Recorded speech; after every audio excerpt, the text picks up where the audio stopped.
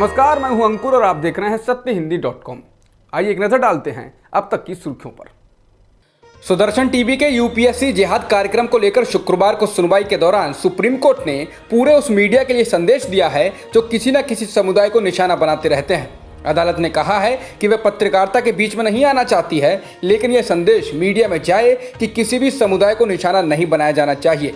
वहीं सुदर्शन टीवी की ओर से शुक्रवार को कोर्ट को बताया गया कि वह 1 हफ्ते के भीतर इस संदर्भ में हलफनामा दायर करेगा। सुदर्शन टीवी के शो को लेकर हुई सुनवाई के दौरान आज जस्टिस के.एम. जोसेफ ने तीखे सवाल किए। उन्होंने कहा कि कार्यक्रम एक समुदाय के प्रति गंभीर अनादर रखता है। उन्होंने कहा कि हर कोई सत्ता के केंद्र में रहना चाहता है। आप जो कर रहे हैं वह यह है कि आप उन लोगों को हाशिए पर डाल रहे हैं जिन्हें मुख्य धारा में लाया जाना चाहिए। ऐसा करके आप उन्हें गलत हाथों में पड़ने को मजबूर कर रहे होंगे।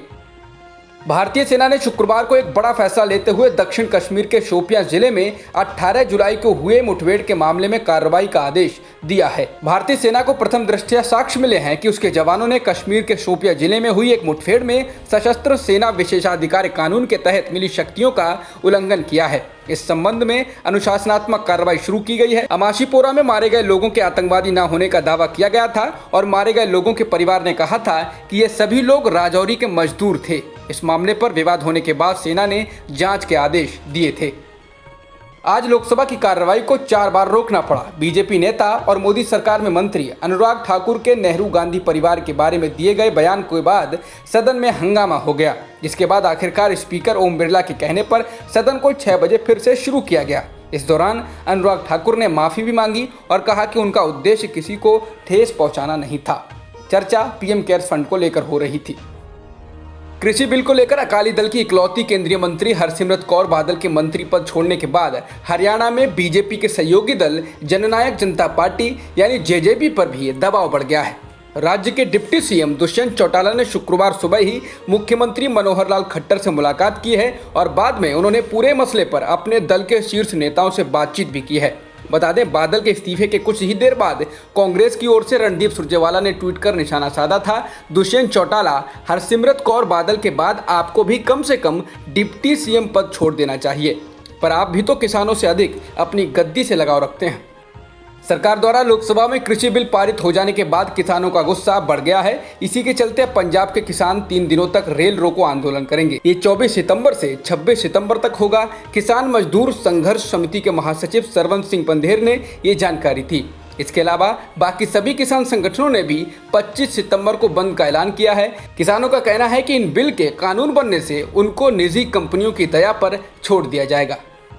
नए कृषि विधेयकों के विरोध में शिरोमणि अकाली दल की नेता हरसिमरत बादल के इस्तीफे के बाद अब प्रधानमंत्री मोदी ने कहा है कि इन विधेयकों को लेकर गलत सूचना फैलाई जा रही है। उन्होंने कहा कि इन विधेयकों से किसानों को सिर्फ फायदा होगा और जो इसका विरोध कर रहे हैं वे असल में बिचौलिए के पक्षधर हैं और किसानों को धोखा दे रहे हैं।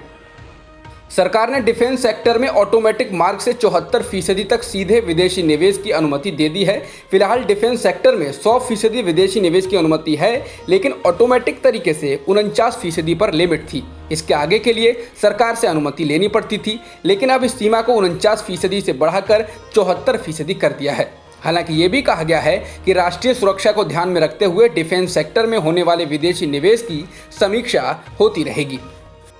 भारत में संक्रमितों का आंकड़ा 52,28,000 के पार हो गया है और मृतकों की संख्या भी 84,000 के पार हो चुकी है। फिलहाल एक्टिव मामले 10,18,000 के पार हैं। जॉन्स हॉपकिंस यूनिवर्सिटी के मुताबिक दुनिया में संक्रमितों का आंकड़ा 3 करोड़ के पार हो गया है और मृतकों की संख्या भी 9,46,000 के पार हो चुकी है। फिलहाल 2 करोड़ 20 लाख से अधिक लोग ठीक भी हो चुके हैं। जॉन्स हॉपकिंस यूनिवर्सिटी के मुताबिक अमेरिका में संक्रमितों का आंकड़ा 66,77,000 से अधिक हो गया है और मृतकों की संख्या भी 1,97,000 के पार हो चुकी है। इसके अलावा ब्राजील में भी संक्रमितों का आंकड़ा 44,55,000 के पार हो गया और मृतकों की संख्या 1,35,000 के करीब है। अब तक की खबरों में इतना ही। बाकी खबरों के लिए बने रहिए सत्यहिंदी.com के साथ।